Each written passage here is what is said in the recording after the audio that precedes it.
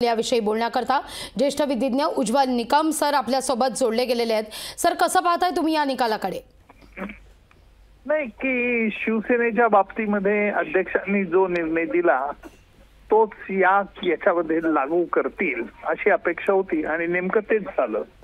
खरं म्हणजे राष्ट्रवादी पक्षामध्ये दोन गटामध्ये जी विभागणी झाली ती 2 जुलै 2023 रोजी एक अजित पवार गट आणि एक शरद पवार गट, आणि त्याच्यानंतर 3 जुलैला ज्या वेळेला शरद पवार गटाने ह्या काही लोकांना, अजित पवारांच्या लोकांना काढून टाकावं आणि त्यांच्यानंतर 10व्या परिशिष्टावर कारवाई करावी अशा रीतीने त्यांच्याकडे अर्ज दाखल केला।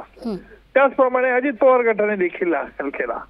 आता या सगळ्या पार्श्वभूमीवरती असं दिसतंय की अध्यक्षांनी विशेषतः निवडणूक आयोगाने जो निर्णय दिलेला होता, 6 फेब्रुवारी 2024 ला निवडणूक आयोगाने राष्ट्रवादी पक्ष निवडणूक चिन्ह हे अजित पवार गटाकडे बहाल केलं होतं। अर्थात त्याकरता त्यांनी पक्षाच्या घटनेचा विचार केला नाही, फक्त बहुमताचाच विचार केला आणि त्याचाच कित्ता आज अध्यक्षांनी गिरवलेला दिसतो। अर्थात अध्यक्षांचा हा निर्णयाला आव्हान देखील देऊ शकतं आणि अध्यक्षांचा निर्णय आता चुकीचा का बरोबर यावरती भाष्य करण्यापेक्षा सर्वोच्च न्यायालय सगळ्या भूमिकेत काय निर्णय घेतं हे बघणं महत्वाचं ठरेल। सर, पण यामध्ये सगळ्यात महत्त्वाचं अध्यक्षांनी निकाल वाचन करताना 10व्या परिशिष्टासंदर्भात एक महत्त्वाचं वक्तव्य केलं। त्यांचं असं म्हणणं होतं की 10वं परिशिष्ट आणि या 10व्या परिशिष्टाचा उपयोग पक्षांतर्गत विरोधाला दाबण्यासाठी करू नये, धमकवण्यासाठी करू नये असं विधान त्यांनी केलंय। असं आहे की हे अपेक्षित नाही। याला कारण असं आहे की 10व्या परिशिष्टानुसार एखादा आमदार अपात्र होतो की नाही हे त्यावेळेच्या असलेल्या फॅक्ट्स वरती अवलंबून पाहिजे।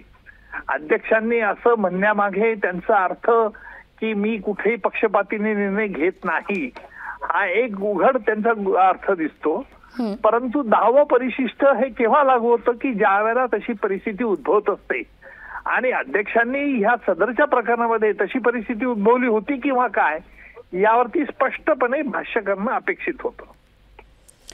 जे स्पष्टपणे भाष्य अध्यक्षांनी केलं नाही असं म्हणायचंय तुम्हाला सर?